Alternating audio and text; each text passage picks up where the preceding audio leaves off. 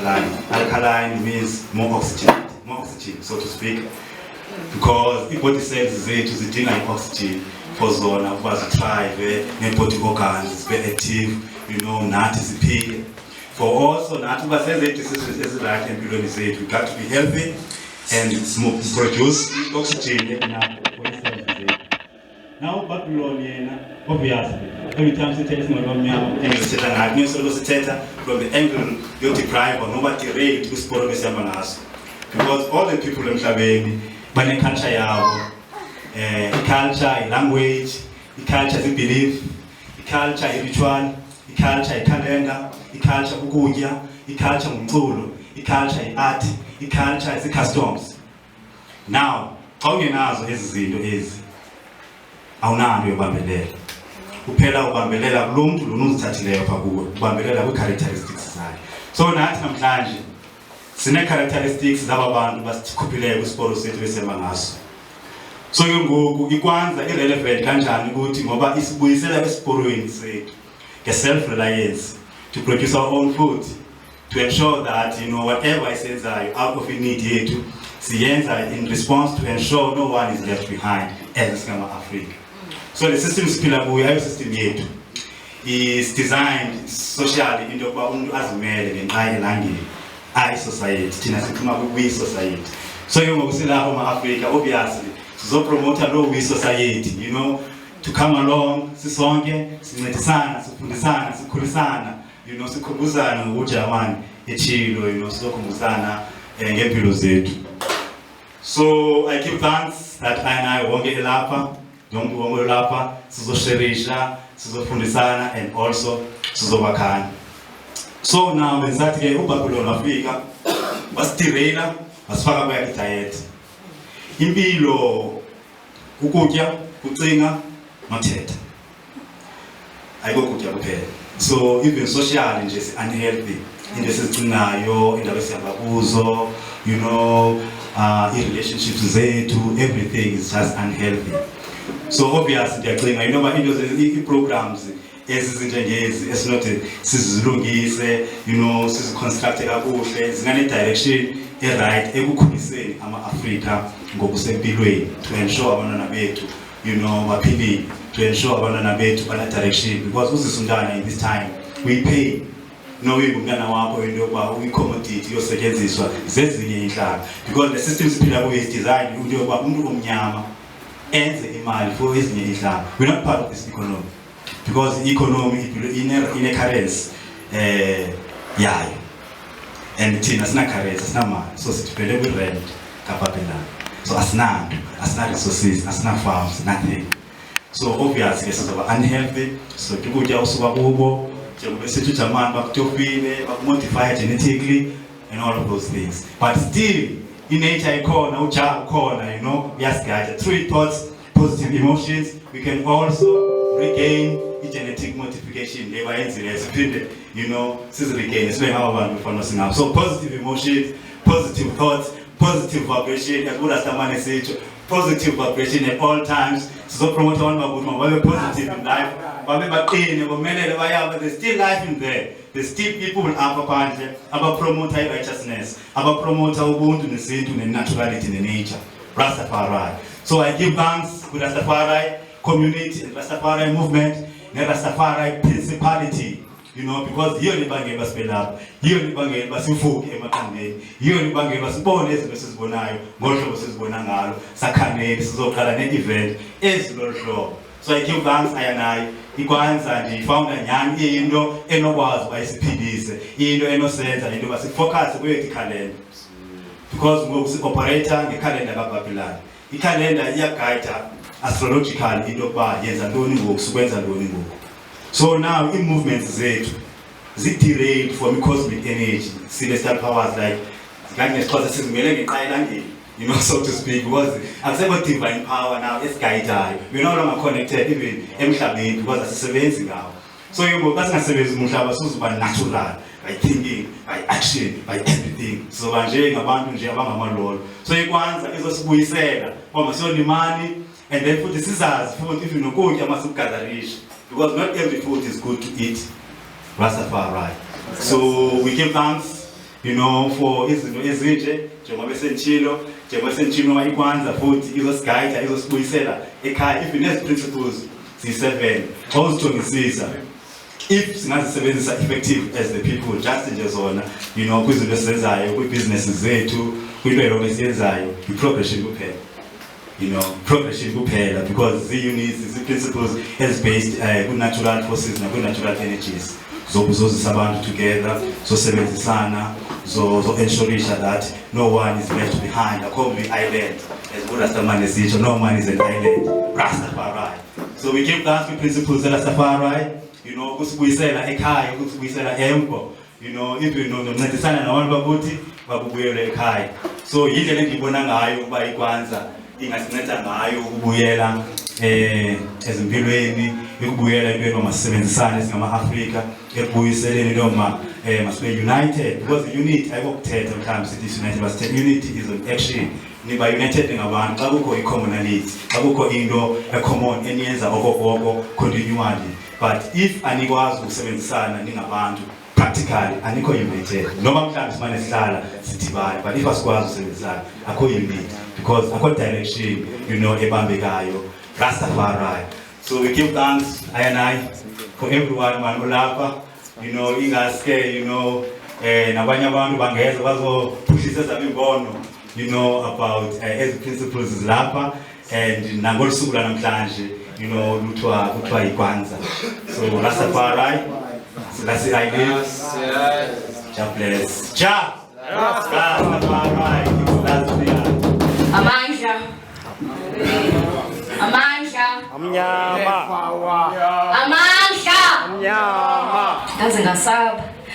Naze nabaningi this year. Bahle baningi sigcwele. Last year it was close to this, but ngijabula kakhulu uma kunje this year. Umoja, unity. Kubalulekile ukuthi abantu abamnyama bazi ukuthi banamandla kangakanani. It is the black race that created Africa as it is. Yonke into ibonayo, yonke building emile, wonke umgwaqo okhona, everything, it is the hard work, the strength and the sweat and the blood of black men and women. Abelungu, they have nothing in Africa. Everything that is in Africa, ngeyama Africa. It is investment of pain that we went through as Africans. Umhlaba ngowethu, umhlaba siyawudinga ukuthi ubuyele kuma-Afrika. Because umhlaba ngizothini, umhlaba it is the first strength of, it is our birthright first of all. Njengoba sizalwe apha eAfrika akukho lapho singaya khona. Should anything happen sizophupha naye Africa, akukho lapha singaya khona. Uma kwenzeka something ama-Europeans bayofika bazowalanda. Uma mandiya kwenzeka something bazofika bezowalanda. Thina sosala lapha because iAfrica ngeyethu. That is why Africa kumele ibuyele kubantu bayo. It is a pity that Azania is a trained colony. Kubuhlungu because we have Africans who cannot even imagine ukuthi ke singaphila kanjani without white pigs. Kunabantu who cannot even touch ngomqondo wabo impilo ngaphandle kwabelungu. As if mhlasimbe impilo iqale ngabelungu. We were here before white people. We were not discovered. Bayasijwayela uma sebebala but they discovered. You cannot discover something that was there. You cannot say you discover something that's there. Yes, can I discover into khona kuyenzakala? I'll discover into khona, discover into engekho. We were not discovered, we were always here. Futhi asiyona i-assignment or i-project yabelungu. Yeah, man. Oh, guys, now that I'm overwhelmed. I'm so overwhelmed. I feel at home nonetheless. I feel at home. Ngijabulile, ngijabula ukuba lapha. even more so because Kwanzaa this year is going to 2 days. Initially, Kwanzaa should be about 7 days. So, Jelesiago 2 days this year. This means yearly we are growing. Next year, we are looking at 3 days. Huh? Yes, I. Sibonge. I just want to say black power, black people, black rules for all black people, black everything. Black power.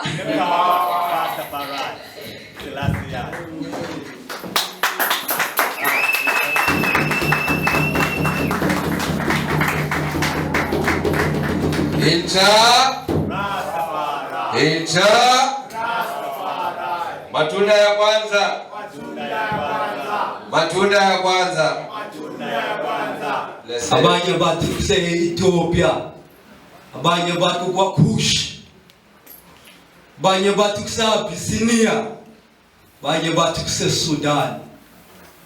But kodwa onke lo magama lawo athetha ngathi singabantu abamnyama.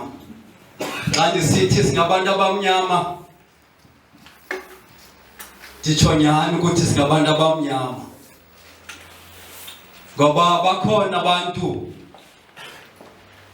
abathi bona abakho mnyama.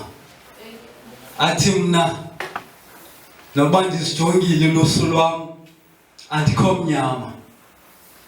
Omnye asibona i-complexion yakhe ngathi light i-close even kwi-whites. Athi yena ngekho uyanibona nje andikho mnyama mna. Kodwa uba uyazazi ukuthi ungubani uzoyazi ukuthi i-origin yomuntu isebumnyameni. We are the original people kule planet. And khange be mistake into ekubeni ukuthi sibe ngabantu boqala. And abanye ezinye inhlanga ibezinhlanga ezizemva. Khange be mistake leyo. Thina sina theory in our world into ekubeni ukuthi kukhona a certain God owadala inhlanga ngeminenye zonke. Ngoba abakhona abantu abasubscribe to law fantasy leyo. Into ekubeni ukuthi there's a certain God owaye wa creator inhlanga ngenhlanga. Hayi singabantu abaye badala simnye nomdali as black people. And thina siyayazi ukuthi sesa exista before we existe ezinye inhlanga. So lo theory leyo the mere fact into ekubeni ukuthi sazi ukuthi singabantu boqala and si existile for millions and millions of years sisodwa lonke ihlabathi. Tingathetha ngembali yethu before white boy abekhona no Chinese boy abekhona hours nge-hours engakhange wavela kwi-picture. Because sinembali before the existence of ezinye inhlanga. And lo mbali leyo yimbali rich. Siyasa build a civilization apha eAfrica before ezinye inhlanga ze-existed. So leyo effect leyo. So nami ndalibulela nethuba ukuthi nibe lapha. Ewe kona ndizoma apha ngoku ukuzothetha from i-angle yobuzwe base-Africa. From i-angle i-African nationalism or i-black nationalism or i-African revolution.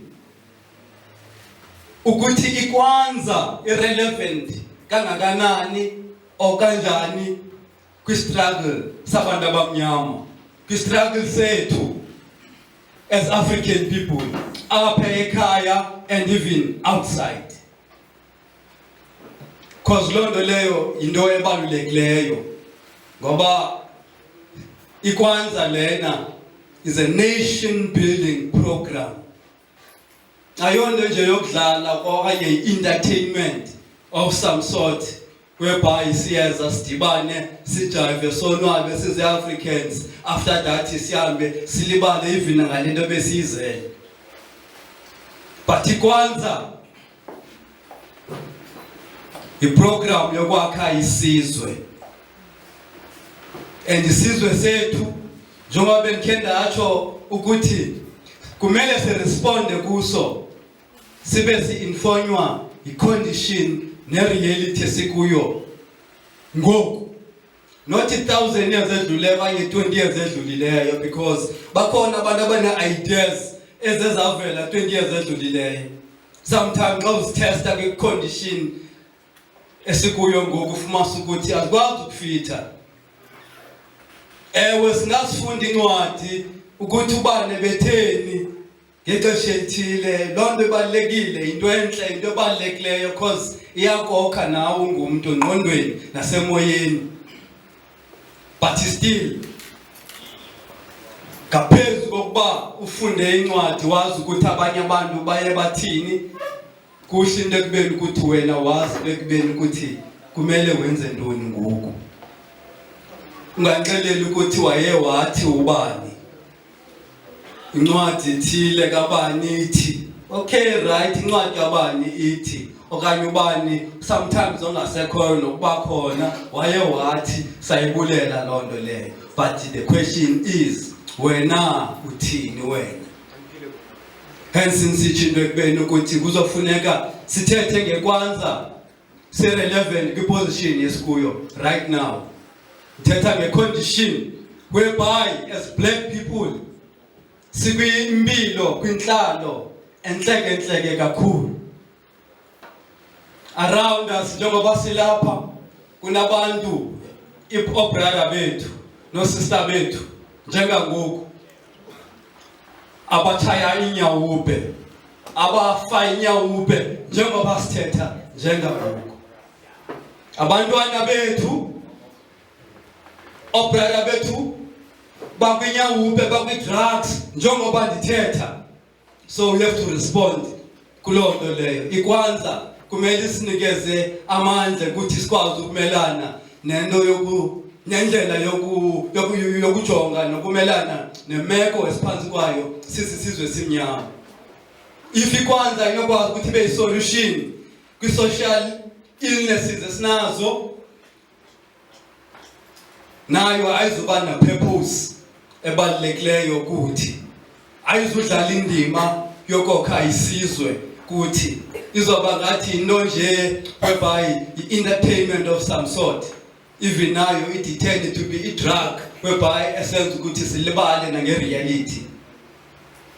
Abantu around njengoba sithetha bayanxila, basela indlwala, bayazibulala ngendlwala esuka eScotland, esuka eAmsterdam, esuka eLondon.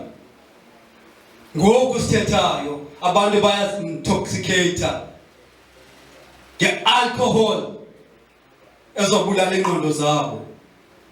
Yenza into ekubeni ukuthi even le nto siyenzayo apha bayibone ingabalulekanga, even nasempilweni zabo ingekho relevant. So asinokwazi into ekubeni ukuthi singathethi ngezinto ezitya isizwe sethu. Senze kwanza lena isinikeza amandla ukuthi sikwazi ukuresponda kwizinto ezinjalo. Around us, umhlaba wethu, isizwe sethu asilawulwa sithi, silawulwa outside of iAfrica, yet kodwa iAfrica ibelonga kuthi. So ikwanza kumele sifundise, isibonise indlela zokuba sikwazi ukumelana nezinto esijongene nazo ezifana nezi, whereby singabantu isizwe esingakwazi ukuthi sidetermine destiny yazo.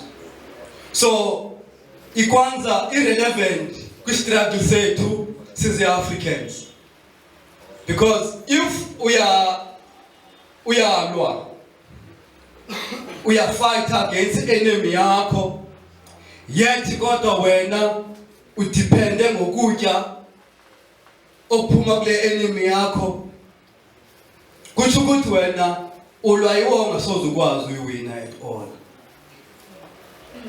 Because the fact ukuthi udepende kwi-enemy yakho ngokutya kutsho ukuthi soze ukwazi ube independent. awunokwazi ukufunctiona outside of i-control ye-enemy yakho, because one ucontrol ukutya, ucontrol ingqondo yakho, ucontrol i-movement yakho, ucontrol ifamily yakho, ucontrola i-social arrangement ophila phansi kwayo. Because if awukwazi ukutya, awukwazi ukutya oye wakulima ngokwakho, uzoba ngumuntu ozoba phansi kwalona ulimayo. So iKwanzaa xa isithi masilimeni, xa iKwanzaa isithi masithatheni umhlaba, siwuthathele ingqalelo umhlaba, sikwazi ukuthi sibe nenjongo yokusebenzisa umhlaba.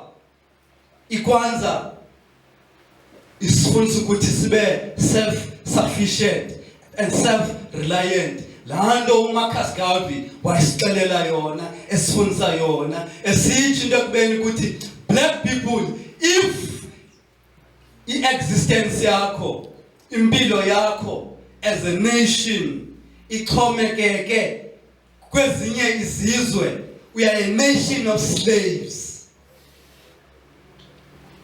So iKwanzaa iyas decolonizer, is empowerisha, is re-Africanize, isibuyisele eAfrika kwindlela yase-Afrika yokhokho. In terms of uqiqa, in terms of ukubona,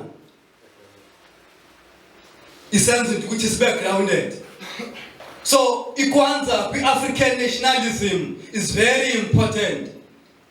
Why even right now singakwazi uown umhlaba, singakwazi ukulwa ne-enemies zethu apha eAfrika, sis overthrow, sis destroy, sis overcome apha kulo mhlaba okhokho bethu, up until sithi sibakhuphe kumhlaba wethu, kusekubeni ukuthi asikwazi yenza loo nto leyo ngoba sidepende kubo ngokutya.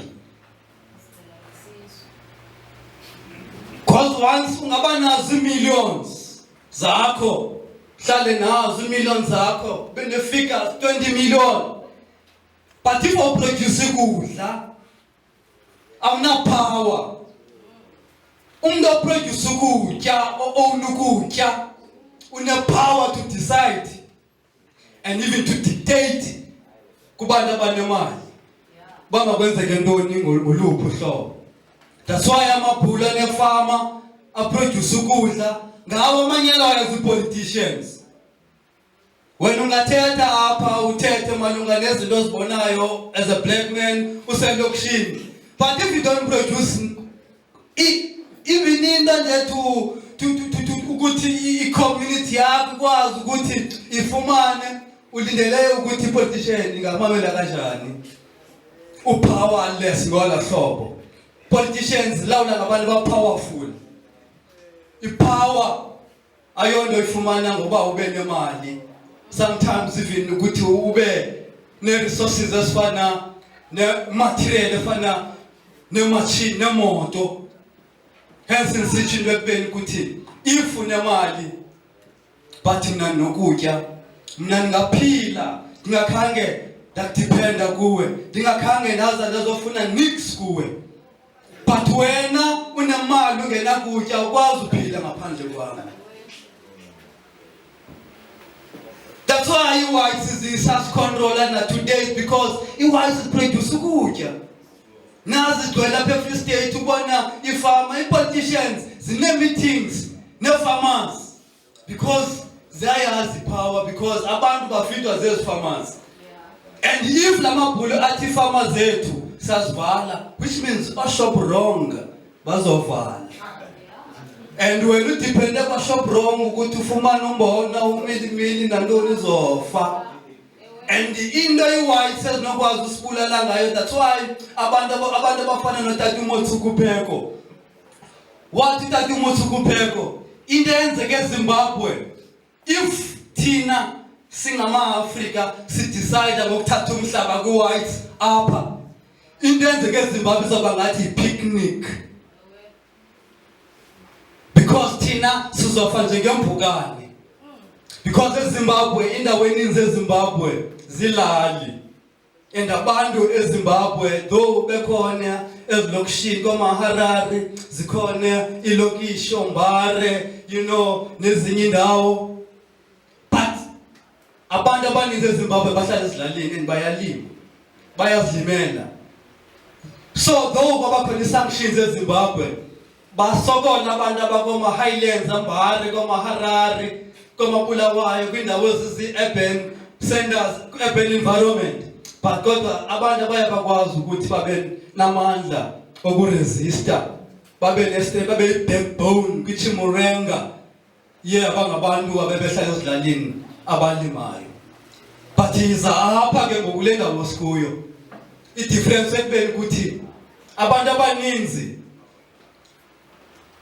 abangabantu abamnyama ngoku silokhwe kwi-prisons ekuthiwa zii-townships, ii-locations nee-suburbs kulapho si-imprisonwe khona, and which means if usiphaya ezilokishini asikwazi uproduce ezilokishini because sineyadana nje ezincinci. Noba kanye unesipinatshi zizipinatshi eziyi-10, cabbage eziyi-10, i-onion phelile ispace. So which means abantu abathetha nge-revolution but abangathethiyo nge-self-reliance, nge-self-sufficiency of abantu aba-advance revolution zi-hypocrites ezo. Abantu abathetha nge-revolution bewekela u-Anglo-American zi-enemies ze-revolution ezo. Abantu ababhilda i-empire ye-whites bethetha nge-revolution bengaziproduceli ukutya for bona, bengaproduce ukutya okuzosustain amajoni apushe i-revolution, abo zi-hypocrites. Because abantu abathetha nge-revolution bayazi into ekubeni ukuthi the first step towards ukubuilda even i-revolutionary movement is to till the soil, produce ukudla, so that abantu aba-advance revolution babe ne-diesel, babe ne-energy yokuba-sustaina. Because if abantu abanakutya, amajoni anganakutya ngavela achabalale engakhange adutyulwe nangebhuleti ye-1. Nizovele nichabalale because nizobethwa ngephango.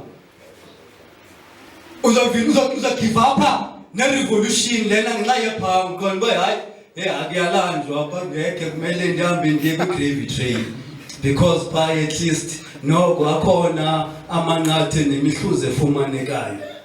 But apha kwesi struggle kuyasokoleka because if umele upushe i-revolution apha kumele wenze sure ukuthi usebenza umhlaba. But abantu ke ngoku abasafuna ukusebenza imihlaba ngoku because abantu bafuna ukusebenza benxibe ishirt ezimhlophe, benxibe isuti, benxibe isihlangu ezibhonwayo. Abafuna ungcola izandla abantu bakuthi bafuna ukusebenza ngepen ne-computer. That's part of psychological warfare to destroy i-consciousness yethu. Utata Amos Wilson uyathetha nge-falsification ye-African consciousness. Ukuthi we were introduced kwi-ideas ezisi-disempowerishayo, ezisi-dislocatayo kwi-center yethu. Hence, even in this time, kunabantu abathetha go-advansa i-revolution, go-advansa i-African nationalism, but kodwa abo bantu babe bengaproduce ukutya. So if ufuna upush i-revolution, uthetha ngopush i-revolution, but ungaproduce ukutya, which means udependa kwi-enemy. And if udependa kwi-enemy yakho, awusoze ulwe umuntu odepende kuye. Because isandla esikufitayo awusoze uphinde ukwazi usilume esasandla siyalo. That's why sithi into ekubeni ukuthi abantu abazi-revolutionaries benza laa nto uMarcus Garvey wayethethe ngayo ukuthi let's be self-reliant, let's be self-sufficient, ukwenzela into ekubeni ukuthi sibe nepower yokuzicontrola. Because awunakwazi nokucontrola even iingcinga zakho if ever awucontroli into oyityayo. So abantu abakwaziyo uba ne-total ownership ukuthi babe ne-control engqondo yabo, ukuthi bacinga ntoni ngabo abadecidayo uba yintoni abayicingayo, abacingiswa, abadecidelwa, abadictatwa from within. I-power iyadictata. bakhona babantu, but those people ngabantu abaproducela ukutya. So iKwanzaa is very important kwi-African nationalism, kwi-African nation building. Ngoba iKwanzaa isibeka kwi-fundamentals, isibeka kwi-base. Ayisenzi ukuthi seqe indawo ekusuppose uba siyasazinyathela. Hence insitsho into ekubeni ukuthi abantu abathetha nge-revolution, abathetha ngo-advance struggle, but babe bengabantu abangaproduce nothing to sustain amajoni alwayo, to sustain the officers ze-revolution, to sustain the workers ze-revolution, to sustain abantu abazomane bethunywa to advance the revolution. Those people bayaxoka. Nangoku o-Amilcar Cabral komaGuinea Bissau bathetha ngezo zinto ezo ukuthi let's push i-agricultural revolution. Utata uprofessor uHerbert Vilakazi oswelekileyo kwiminyaka nje embalwa edlulileyo is one of African centered scholars salapha eAfrika apha eAzania abaye bazonikezela ithuba lokuba benze i-research kwicala elilokwenza nempilo yethu singama-Afrika, especially dealing with indaba yomhlaba. Esikhosi eGauteng abantu abasebenzela migodi akukho companies apha ezikhona zokuqasha abantu bakuthi because abantu sele be-caught up ekubeni ukuthi bafumane jobs. But even lezo jobs apha zikho, akuna-industries apha zokwazi ukuthi abantu abakhona apha kule ndawo sikuyo bakwazi ukuthi basebenze kuzo ezo industries. Ezazikhona zazadestroywa. Yeka nje into ekubeni ukuthi kukhona ii-programs zokuncedisana nokwazi kuyo ii-program ezilentuza ii-project ezinjalo komaNorha, komaMagwa. Sayazi apha kuTsolo bekukhona i-college apha kuTsolo, agricultural college kuTsolo. But kodwa kwenzekile into ekubeni ukuthi kwindawo edominatwa ngabantu abahlala ezilalini whereby i-agriculture yiyo irrelevant kuyo and yiyo abanokwazi ukuthi bayisebenzise kuzi-empowerisha. I-institution efana nalena yakuTsolo ekusuppose ukuthi baye bayandisa rather than ukuthi bayidestroye because irrelevant apha, but yiyo institution eyafa, which means khange kupromotwe ibuyambo the time kudestroywa le college yakuTsolo, agricultural college. But ke siyabulela into ekubeni ukuthi iphinde yavulwa futhi. So siyacinga ukuba abantu abakhona apha ingaba lulutho into ekubeni ukuthi nantoni abacinga ukuba banoyifumana kwi-institution efana neziyana bakwazi ukuthi bancane. But kodwa apho besiyakhona kusekubeni ukuthi kule ndawo sikuyo i-agriculture ibalulekile. Njengoba utata uHerbert Vilakazi bethetha malunga ne-agricultural revolution and ezokwazi ukuthi imanifeste kwi-rural environment, we're supposed to be pioneers of this agricultural revolution kule ndawo sikuyo. Because abantu abase-Cape Town, abahlala eGugulethu, abahlala eNyanga, abantu abahlala eMthantsane, abahlala eSoweto, kunezinto abangazicingiyo because i-environment abakuyo ayibavumeli ukuthi bazicinge, ayibavumeli even ukuthi bakwazi ukuzenza. So zi-end up iba zizinto engabalulekanga kubo. If uthetha nge-agricultural revolution e-rural base kumuntu oseNyanga oseSoweto umchithela ixesha, but la message leyana is relevant kuthi. Yiyo lento ndithi mandisherishe nawe ntomnyama namhlanje into ekubeni ukuthi uprofessor Herbert Vilakazi unganikeza ithuba nawe wenze research ngaye, ubhalile a lot about i-agricultural revolution ekumele into ekubeni ukuthi siyi-advance in the rural environment. Yiyo lento sithi ndikhuthaza u-INI okhona apho ukuthi masiseni iso into yokusebenzisana umhlaba igadi zasemakhayeni wethu amasimi asemakhayeni wethu masiwasebenziseni awethu amanxiwa wethu masiwasebenziseni abantu bayawashiya abantu bangabafuni lima bazohlala ezilokishini. Let's occupy those spaces, let's use those spaces, let's build the co-ops. Apho sinokwazi ukuthi sizibhide sisebenzisaneni to utilize i-resources esinazo apha njengoba bengisitsho akukho mines apha ezona ukuthi bia no Anglo-American esizoyoqashwa kuzo esizosebenzela zona. So which means kumele sicingele le environment yasinform ukuthi i-agriculture yinto ekumele ukuthi siyibeke phambili. And the agriculture, the African nationalism, the African revolution, irrelevant. And njengoba nchilo uMarcus Garvey wayewathi ukuthi a leadership esifundisa into ekubeni ukuthi must depend kwezinye inhlanga, kwezinye irace is leadership misleadayo esisa ekufeni. And you can see in the Benkuti, we are being misled to death.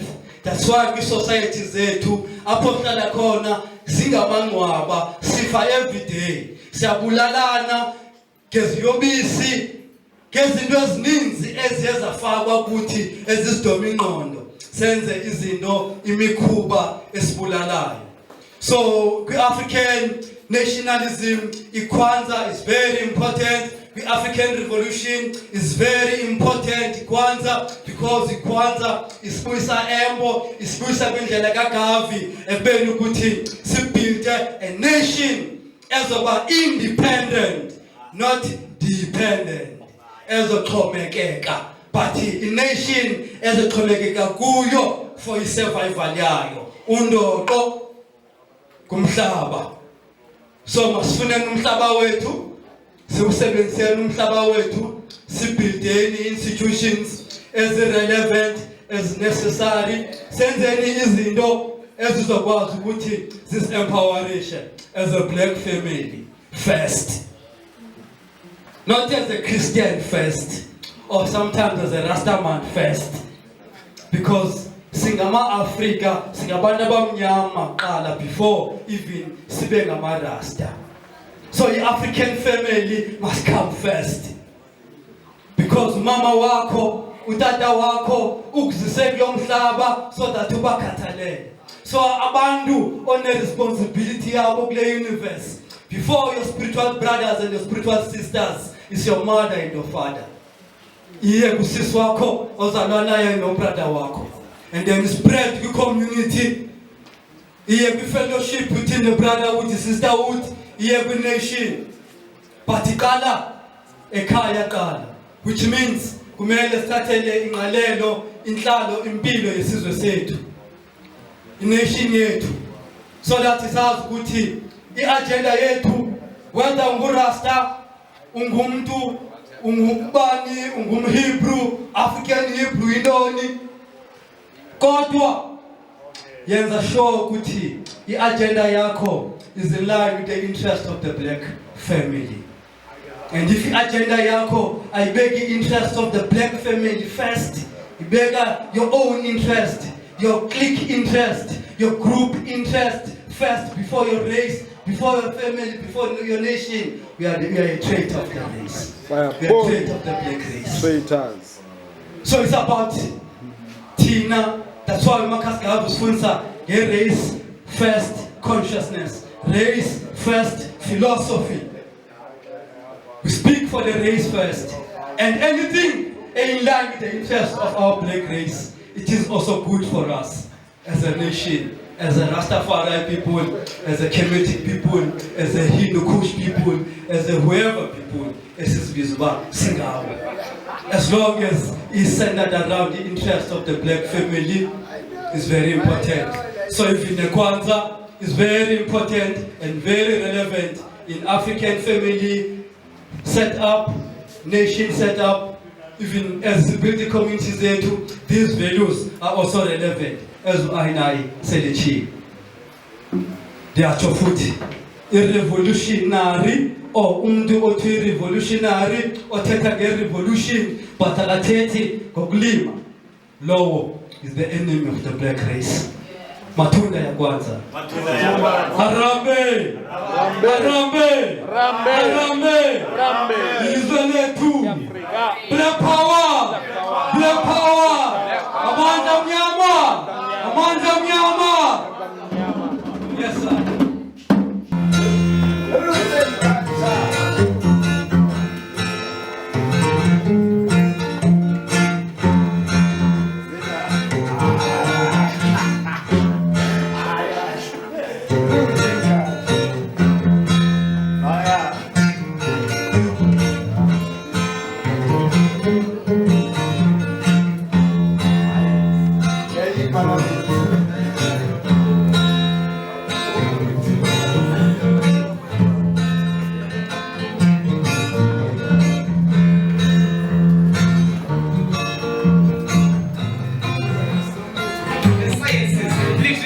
And even the cultivation of food. RasTafari. Truly a noble people, noble to be envied.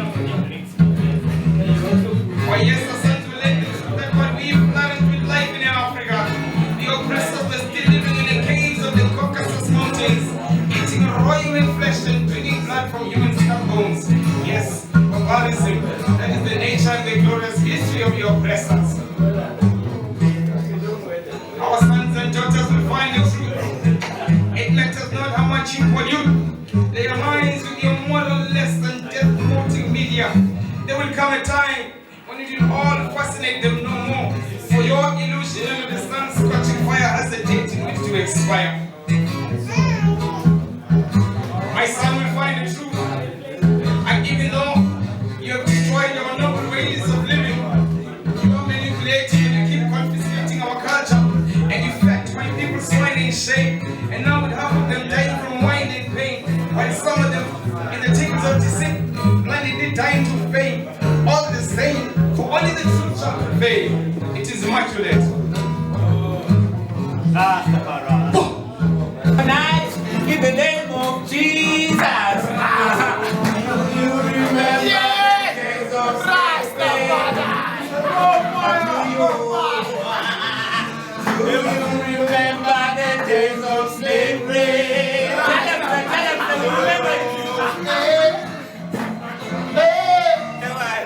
All right, I remember those days. Yes. Old Marcus come before us. Yes, Lord. They put the pot in glasses, and everything we love. RasTafari. They buy a business out, inside out, and tell me what you say. I come to remember the days of slavery. So what no more, man. Do you remember the days of slavery? Do you remember the days of slavery? Because in the name of Jesus, in the name of Jesus, King, in the name of Jesus. Long time them are confused.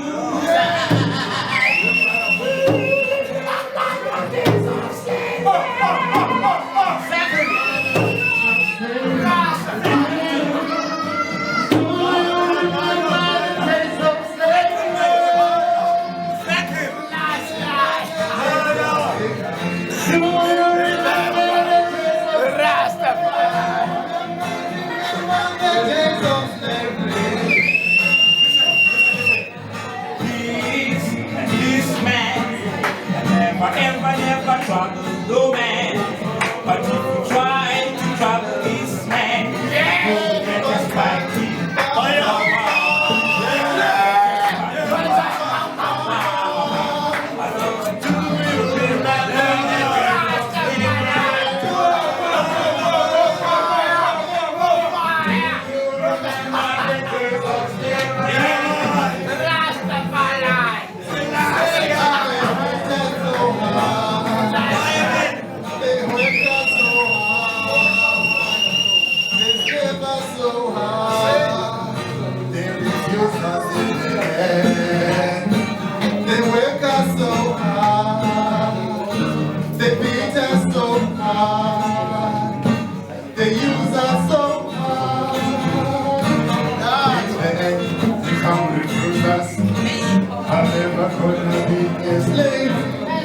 in the system.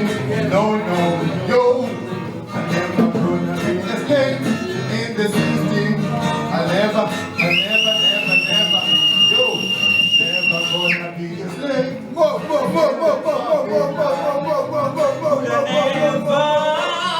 RasTafari. Could I never, could I never, no, could I never, no. Do you remember? Do you RasTafari?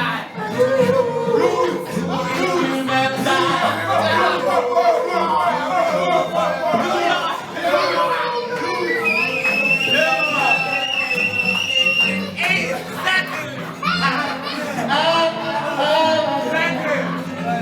I know and I still remember.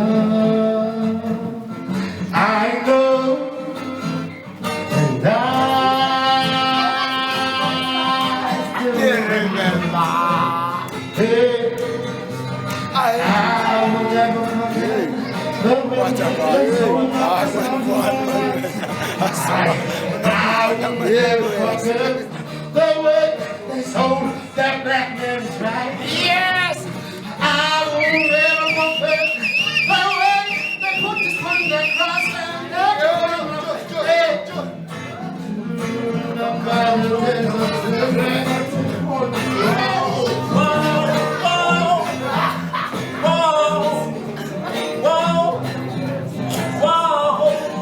It's a Kwanzaa bonanza.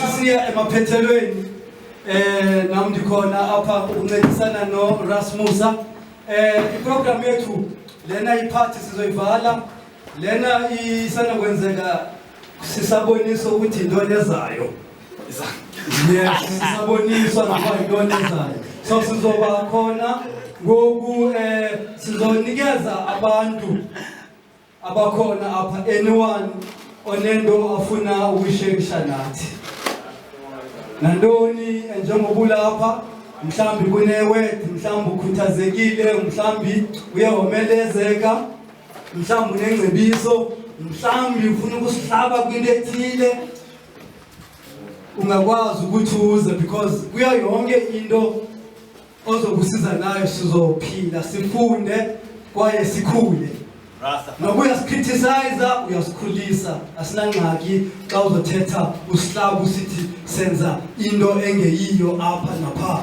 sifuna lonto le kwenzela ba sikhule but sizokwazi ukuthi sinikeze kuye wonke umuntu okhona apha owilling into ekubeni ukuthi abe nelizwi afuna ukulisharisha nathi into endizoyenza before kuze abantu aphanga phambili kukhona item ye-African pledge apha kwiprogram yethu yeKwanzaa i-African pledge lena dithetha ngayo yabhalwa nguye utata uDrake Khalushi Koka lona uRas Thando ebethetha ngaye into ekubeni ukuthi is one of the pioneers and the founders zeKwanzaa apha eAzania othi ngo-1993 yaba ngunyaka wokuqala apho iKwanzaa iselebrethwa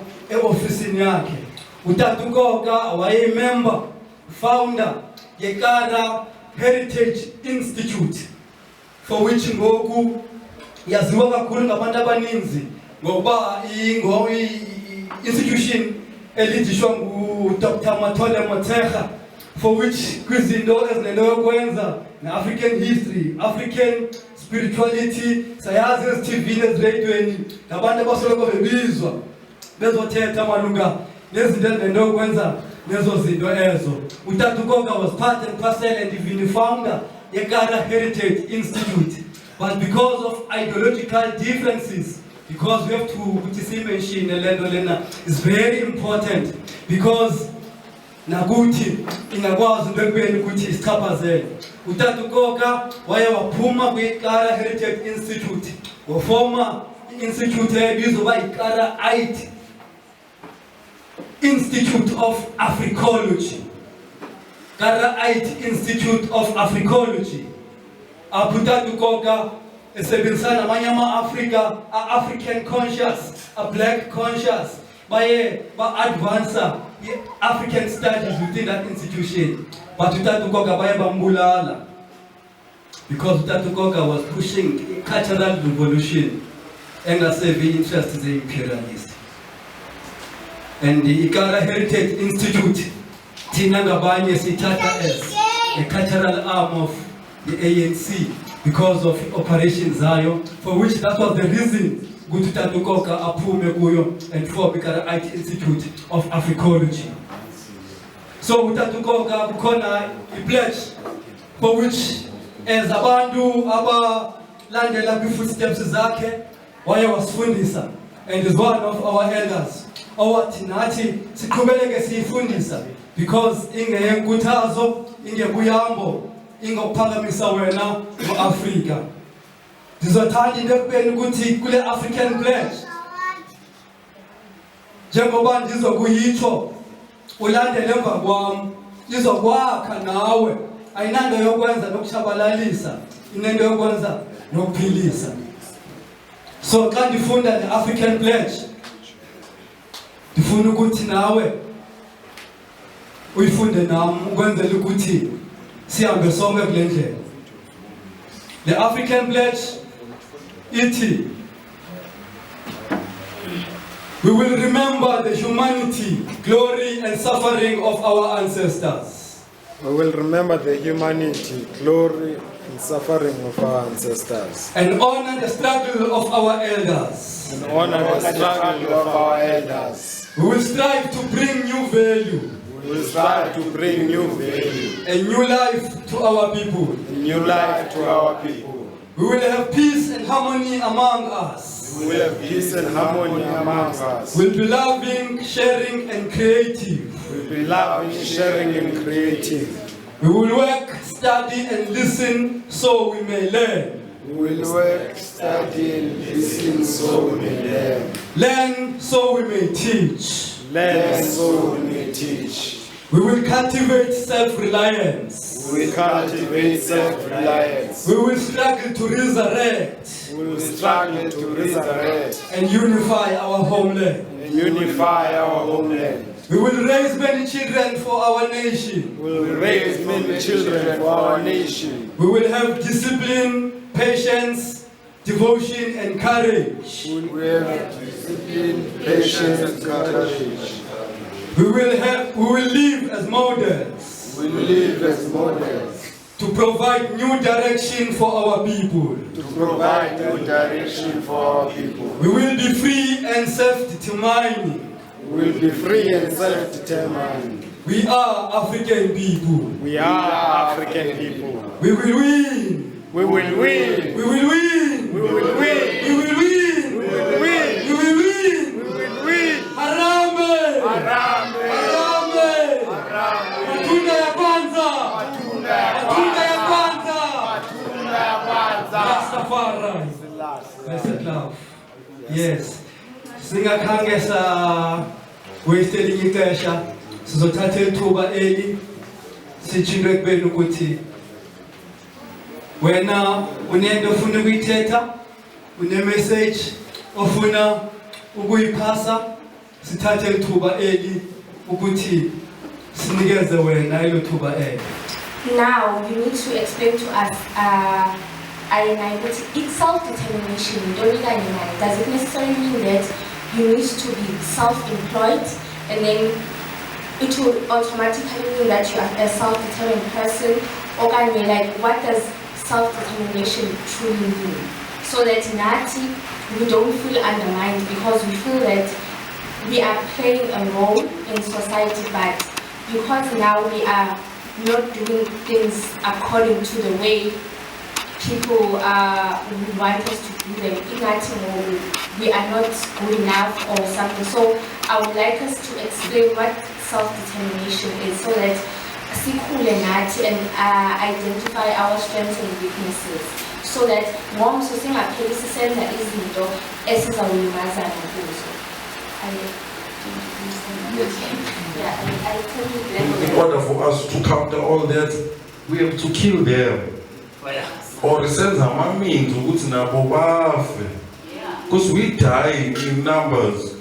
It's in the same jail in numbers in Africa. This is not happening only in America or wherever. This is happening at home. I mean, they're killing us here, where we're from. So why not, if you are working around also a plan, we would say, how do we kill them? Because we have to kill them. Depends. Akekho kwinto yoba adlala umjika-jika uza ne-solution. Le nto ayithethayo, I remember one of our elders, our warrior scholars, ekuthiwa ngu-Dr. Kamau Kambon, ozalelwe ngapha e-US. Uthetha la mazwi, professor lothetha ngayo.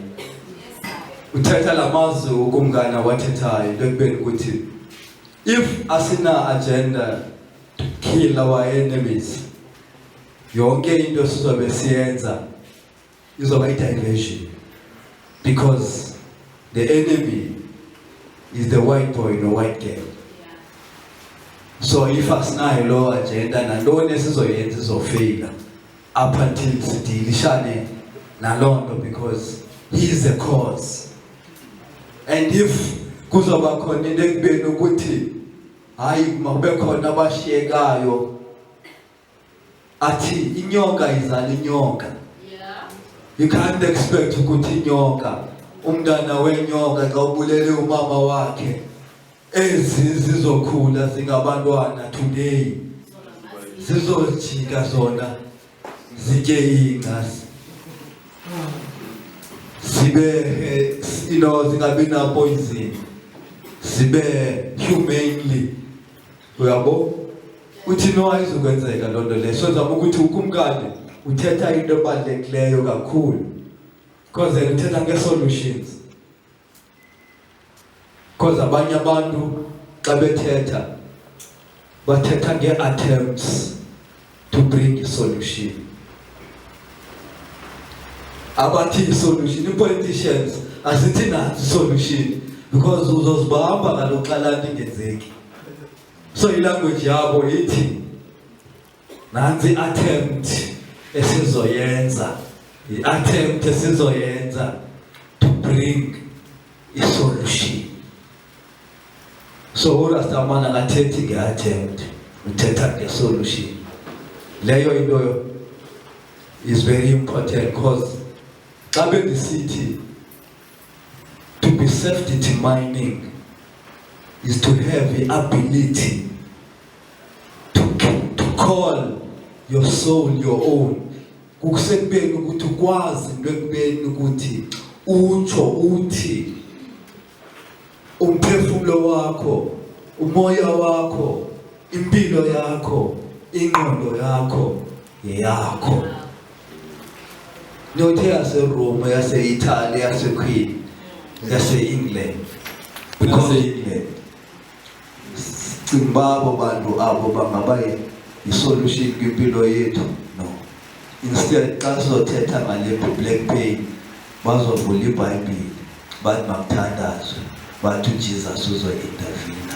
So I think uRastamani is bringing any aspect, any perspective ekumele ukuthi sithathele ngale, for which I think we noted along the line. Empress into ekubeni ukuthi is one of the points. But thina yinto thina sizobona thina ukuthi ingcamango elohlobo sithini ngayo. Mhlawumbi wena uyayiphikisa loo nto leyo, ubona ngenye indlela. It's fine, you can come forward if ever unezwa mbona asithi i-right into uRastamani ethethayo, zimbone nje ezisilapha sina le platform to share yena uvelisa imbono zakhe mhlawumbe nawo nezinye imbono nezakhe imbono come through emphakathini nakubona uphakamise isandla RasTafari. Rasta, ngiyabonga ngalento uthethayo ne. Do you own a gun? Oh. Yeah. Firstly, before we kill white people, I think sidinga guns. I do have a gun and that's none.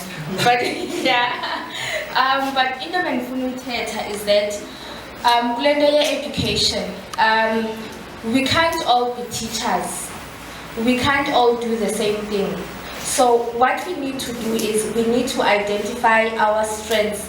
Like omunyu Rasta or omunyu Africa will be good at being a policy developer. Omunyu Rasta Africa will be good at something else. So in such platforms, I think it's very vital that we discuss our strengths with, so that but this one can do this thing, this one can do this thing, so that we battlefield while you know you literally can't hold a gun, or while you know you are a bad teacher. So we need to I can never be a teacher. I'm the West, I know myself. But I know I'm strong. So in such platforms, let us not only say, yeah, we're gonna do this, we're gonna do this. When as a person, what are you good at? So that we don't just talk and then next year it's gonna be the same thing, and that, yeah, so. Go agenda and interest. Ikara baye bayifumana ukuthi is no longer serving the interest. Lezi yana yayisema ngaphambili. Then wayofoma ikara IT Institute of Africology utatukoka. Bam eliminator utatukoka, but they were not eliminating utatukoka umzimba wake, but the vision, the spirit. Because after Tatukoka Bembulene, that institute was also killed. The idea, the mission, the vision was killed. Abantu ababezi students gaeta ukoka instead kuti ba continue the legacy kaTatukoka he ran away. Bayosivulela ezabo isiphaza. Instead of continuing but push up the program, because Baba Bagwala, because they knew Guti, Bagiwo, and the Bazwazi, Ugu Pusha, Ikara IT Institute of Africology, Bamendene, Ilikasika, and Dakoka, because I follow the enemies of the Africa. So Zamukuti, it's not easy to build the African centered institution. Hence, build that institution, kumele sibuilde, siyazi ukuthi sinayo defense mechanism nendlela yokuziprotecta xa beyi-attacker, so that xa beyi-attacker sikwazi ukuthi sibuyise heavier than ngendlela abaza ngayo, so that bangakwazi ukusoyisa. Hence kumele sibe ziguerrilla RasTafari warriors when RasTafari. Sazi nekubeni ukuthi sikuwo if silimigadi masilimigadi, knowing very well ukuthi even igadi elinye ngama-Rasta kunabantu abangayifuniyo loo nto bamayenzeke. So we must have the systems ne-ability to protect, to retaliate sometimes xa kukhona necessity. Even naxa bengabantu abafuna u-attacker i-institution yethu sebesiyifomile, sikwazi nekubeni ukuthi sibuyise kubo nathi sibabethe. So nizama ukuthi we must build as guerrillas. Otherwise if asizofunctiona as singama-guerrilla, sifunctione singabazalwane, then masiyazi ukuthi we will remain in-position ye-powerlessness, because abantu abane ability to take power from the oppressor are guerrillas, are fighters. Those are warriors, people in power who determine their destiny. We are willing to confront and kill their enemy. That is a guerrilla way of doing things. In this campaign, there are plenty of ways to kill. There are many poisons ekhona esingayisebenzisa ukufa nje into elula. And sibulala ukhumbula ukuthi sibulala a weak race la. So ukufa kwabo nje lula. Also into ebengifuna ukuyithinta indaba yama interracials. Bakwethu siyabonga asiwafuni abelungu asibafuni abelungu. We do not need ukuthi we don't need our black queens sleeping with those pigs. We don't need our black kings sleeping with those women. They are not in the caliber. They are not worthy of our royalty. We are a royal creation. Asikwazi ukuthi singavele sizidenounce kanjalo I don't know what level of ubuzinyanya it is for you to find yourself or to reflect yourself with the race that you do not identify with. Umlungu nawe, you are two complete different beings. Uma ekubona bakuboni ngisho umuntu. We cannot be sleeping with these people. We cannot be a race evuma ukuthi these people adopt our kids, because that is what is going on. Abelungu are adopting our kids. Kumele siyibe leyo nto ekutheni umuntu aka-adopt ingane eyisizwe sakhe. Why kumele u-adopte ingane eyisinye isizwe? How will you raise ingane yomuntu omnyama as umlungu? It does not make sense. So we fire burn in the interracials by all means. Futhi we are unapologetic ngalokho. We fire burn asiwafuni abelungu. We cannot be mixing amongst each other. Thina singabantu abamnyama. There is a black queen for you anywhere. There is a black king for you amongst us. Awumdingi esinye isizwe. We reflect amongst each other. Our struggles that we go through are similar. You cannot be in a happy relationship known to who you perceive impilo ngamehla ngafani. When you are an oppressed being, wherever you go, there is something that is pushing you down. You cannot share a bed nomuntu who benefits from a system they are proud to benefit from.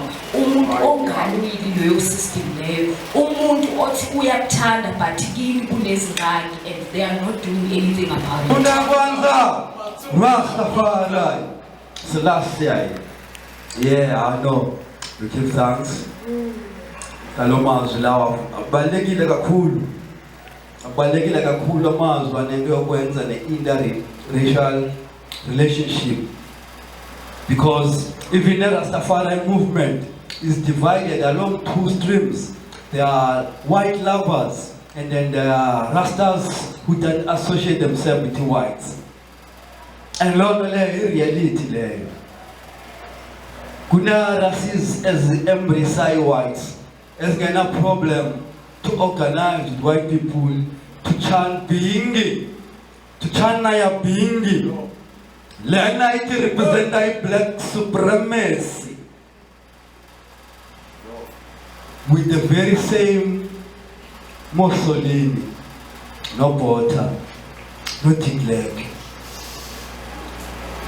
Something of African people, something sacred and divine, something from the pain, from the suffering, from a commendation, from a genocide, from a black Holocaust, slavery, colonialism, which created the reality to be Rasta. But the sons and daughters of victims of white supremacy, today, while they are still at war inside the battlefield, but the squads allow our enemies, sleeping with the daughters of our enemies, while we were soldiers to fight against the family of that somebody, Olalanai. So this is clear because they are dividing the black house more than ukuthi ze uplifte in the mnyama. Even the presence of whites even within Rastafari has done nothing for us. But it has given them access to the sacred spaces within the black family. They are able to be priests within the fraternity of Rastafari. A priest who is the son and daughter of Mussolini in Rastafari, but that's also just called. Because some of Rastafarians but embrace the whites. This thing is very important because it's dividing the black family. Yanzu ndakubeni ukuthi mna nomntakwethu ndohlukane sohlukane ngendlela just because they declare I love to the race of thieves, bloodsuckers, vampires and parasites. Zizinto ezikhoyo ezo.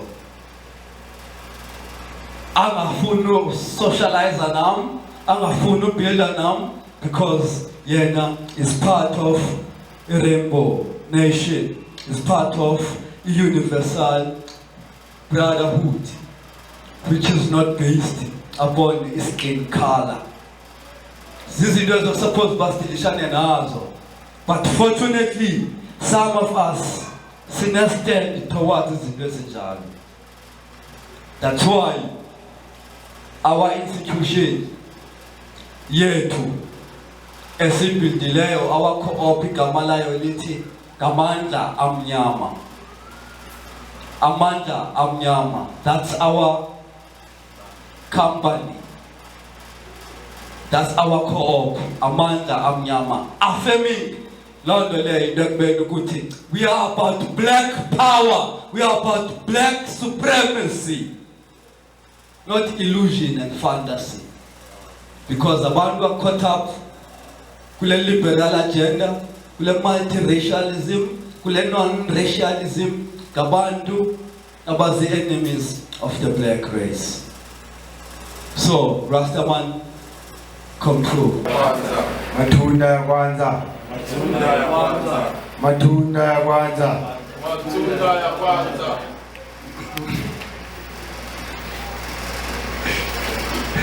RasTafari. Bantu kwethu nami ndizibulisele ngosuku namhlanje usuku lesibili leKwanzaa. Namhlanje wayenayi uyavuya kakhulu ayinayi. Ezibabe sisitshizolo lokubana sigqiba insuku iminyaka ye-7 sisebenza. Namhlanje sibhale inyembali still kwakhona. Singena kusuku lesibili lesingazange sayenza. Sibhale imbali namhlanje ayinayi. Singena kusuku lesibini ukujichagulia self-determination. So ndiyabulela kuloo ndawo ayinayi ingajini. Ayinayi apha sisebenzisa i-colors zikaMakhosikazi. uMakhosikazi usifundisa nge-self reliance, self-confidence. Usifundisa ngokuzenzela izinto zethu singaxhomekeki kwabanye abantu. Siyayenza lona, but khona into encinci nje eshotayo kulaa nto uMakhosikazi ayitshoyo. Into ayitshoyo uMakhosikazi kwamasenzele siyayenza but siyenza individually.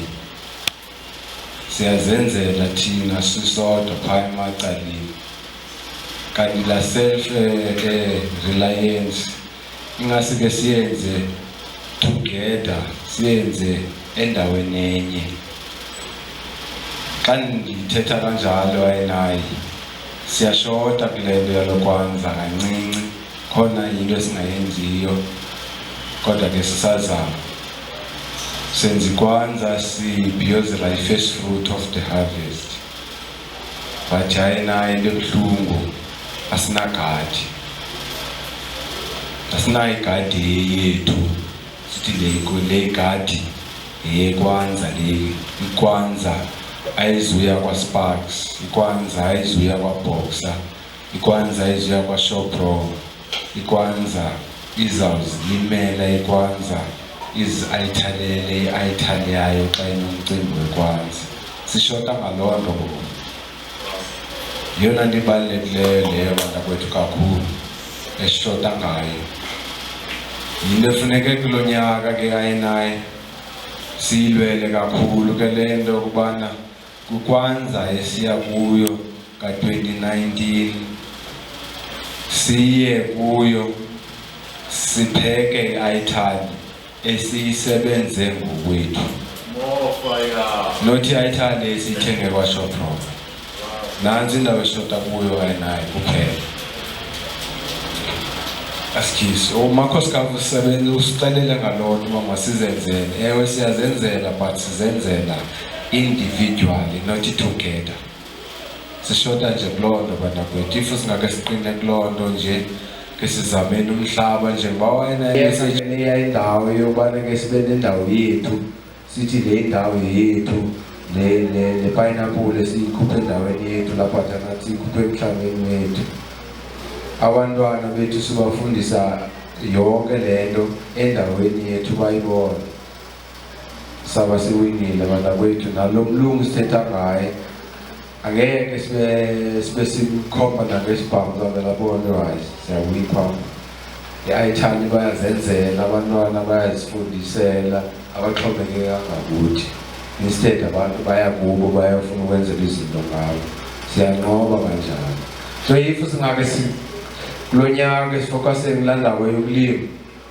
sizoyiwina bantakwethu iKwanza iyakhula zama ukuthi bantakwethu ngalo mazwi ndiyabulela mna kakhulu uba namhlanje njengoba senditshile sibhala imbali namhlanje zange sangena kwisuku lesibini leKwanza but namhlanje sikwazile uba singene kwisuku lesibini and I give thanks bantakwethu RasTafari bless you.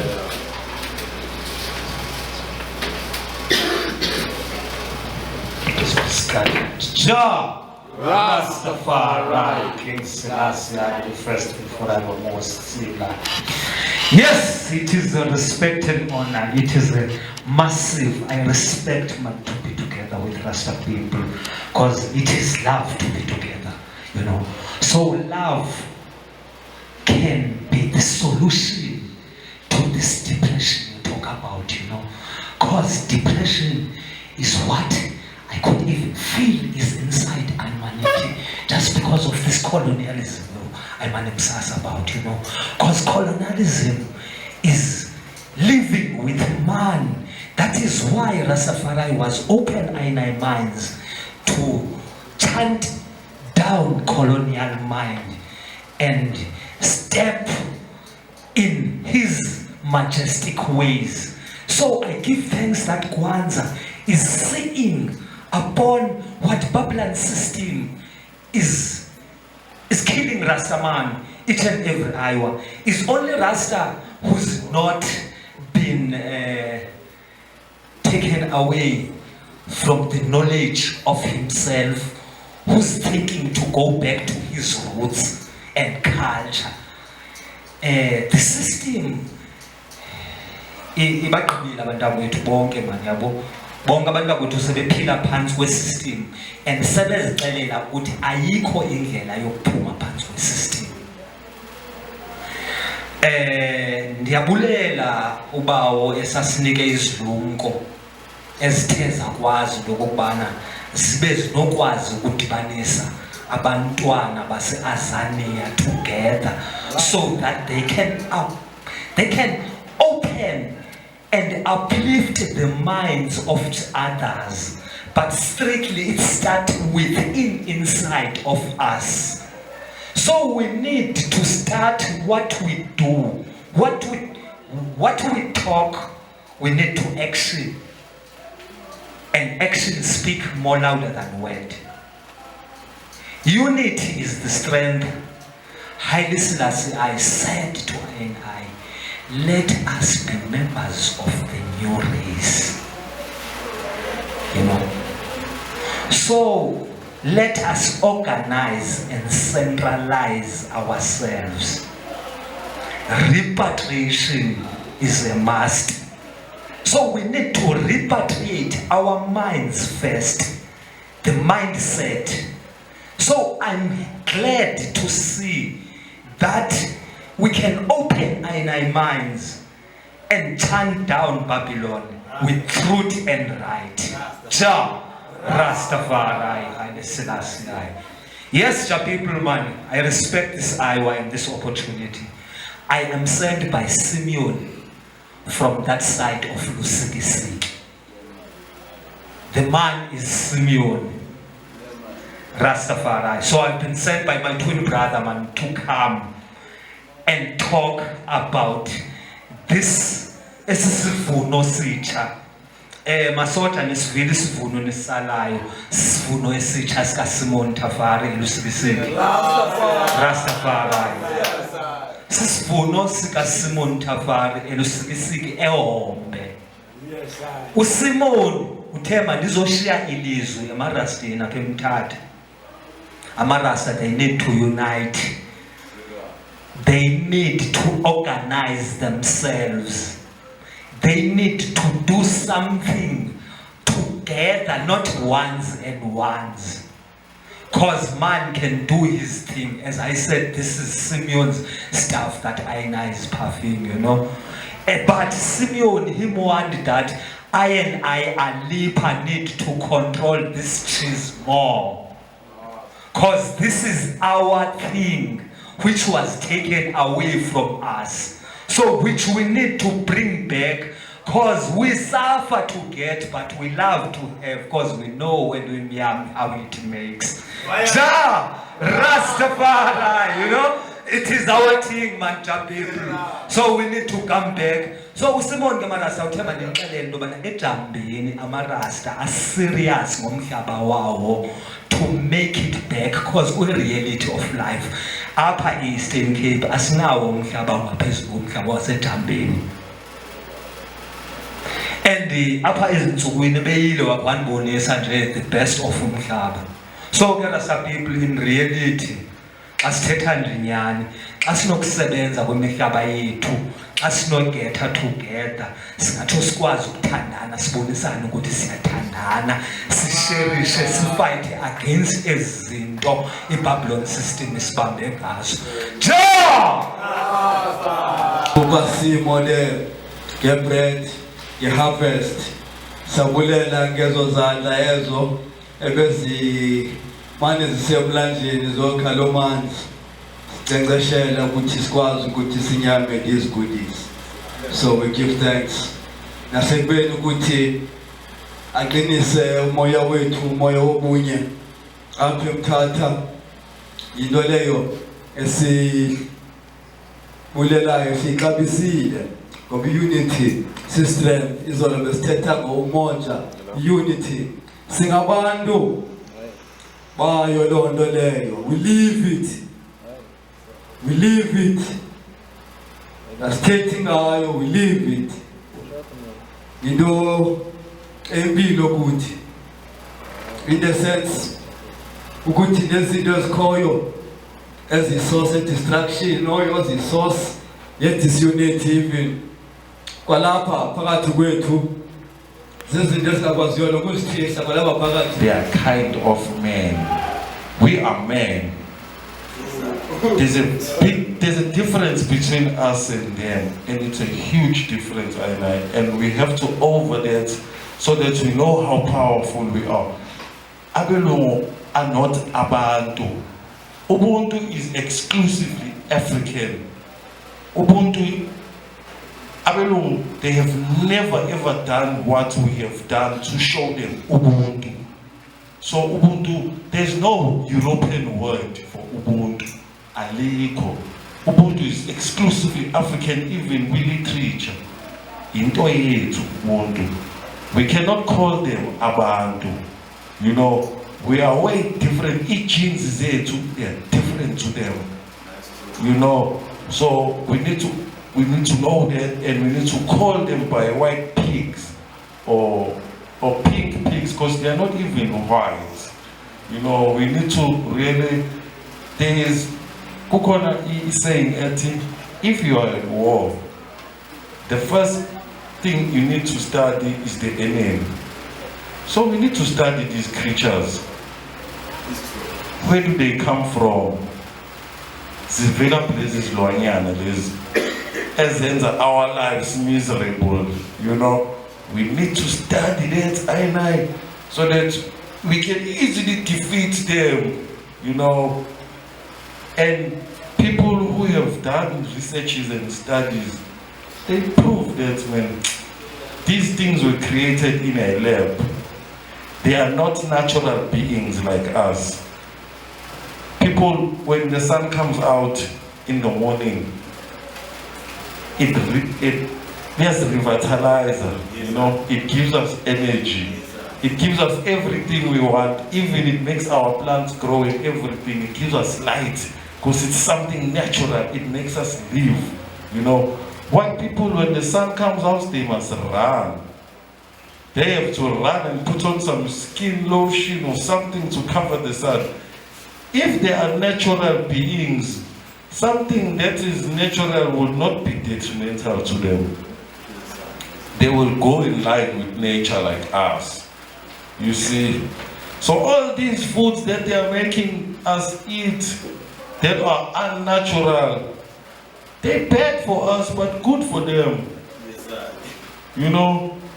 So we need to really study our enemy, so that it will be easy for to defeat the enemy. And the enemy is these pink pigs or pink creatures that we can no longer call them abantu. They do not fit the definition, you know, of any kind of that. And also, we need to embrace blackness. I don't know if I can emphasize that anymore. We need to embrace, we need to study the essence, the scientific side of blackness. How supreme we are as black beings. You know, not just the color black. Everything starts from blackness.